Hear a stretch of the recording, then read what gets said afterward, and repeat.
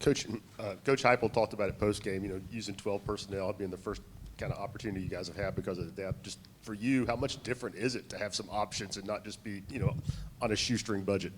Yeah, it's awesome. I mean, obviously you can attack your opponent a lot of different ways, and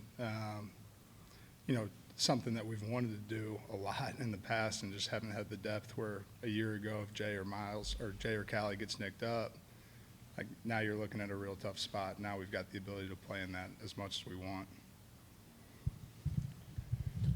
You guys talked about how Miles had more pass catching skills and understanding of what he could do when he first came on campus. Where has he made the most improvement to where he can contribute and do the things like he did the other night?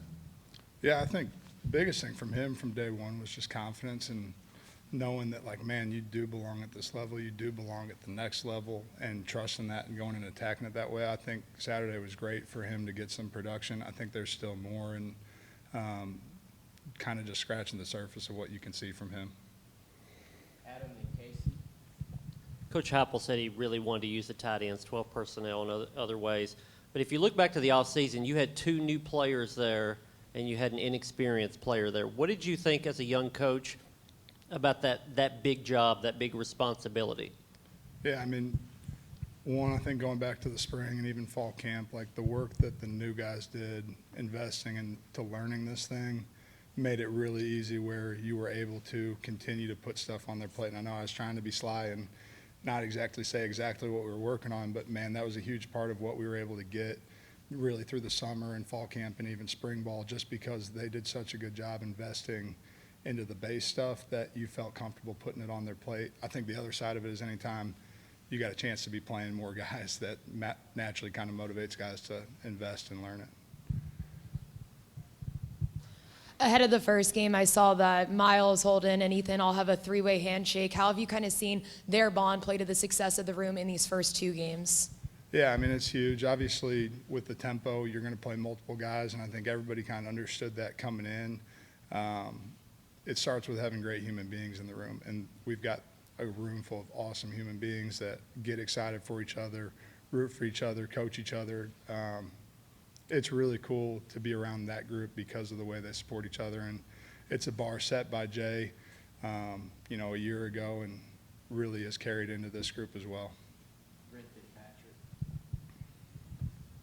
Kind of piggybacking off of Adam's question, and I know everybody's different, but was there anything you took from how you taught the system to Castles a year ago as a transfer that you incorporated or you adjusted to how you taught these 2 transfers coming in to speed that process up?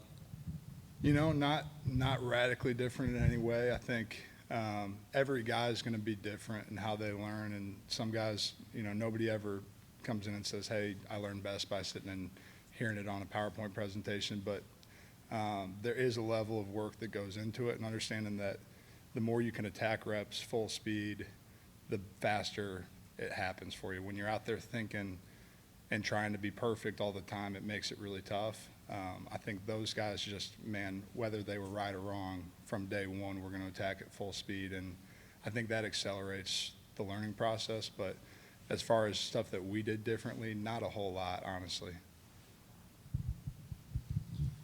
Kind of continuing this theme, it looks like you've got 2 transfers that are new and a second-year player. They look like they've been in the offense for years now. Have they even exceeded your expectations and just kind of how smoothly they've operated and handled all their responsibilities? Yeah, I mean, absolutely. I think there's always more. Like, there's always another step to it, and I think the guys were really happy about how they played and performed on Saturday, but at the same time, they all understand that, it's week 3. There's a long season ahead with a lot of good teams that we have to continue to get better every week, and they're ready to do that.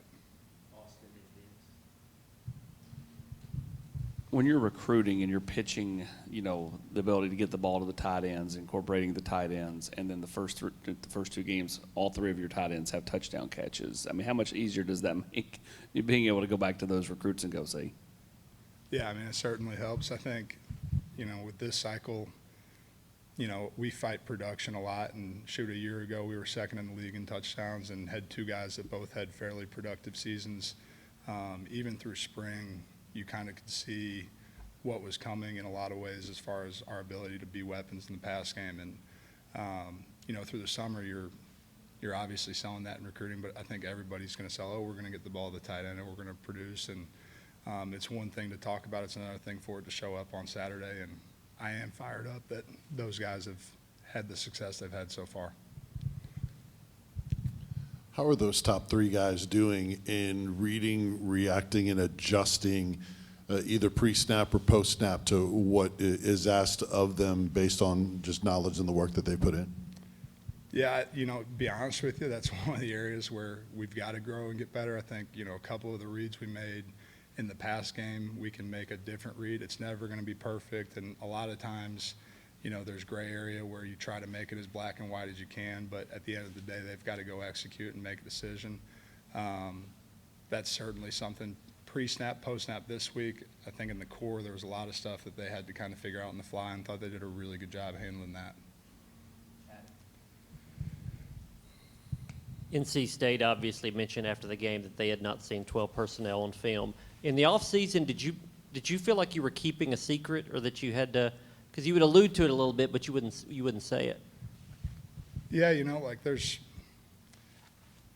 times when it's the absolute best thing. You want to be in it. It gives you a real advantage, X and O's wise, and certainly don't want to help anybody prepare for something that you feel is going to be really good against them. And we've had the ability to go in it for a long time. So I guess in some way we've been keeping it a secret by not putting it on tape, but it's not been a secret around our building at all. All right, thank you, Coach. Thanks, guys.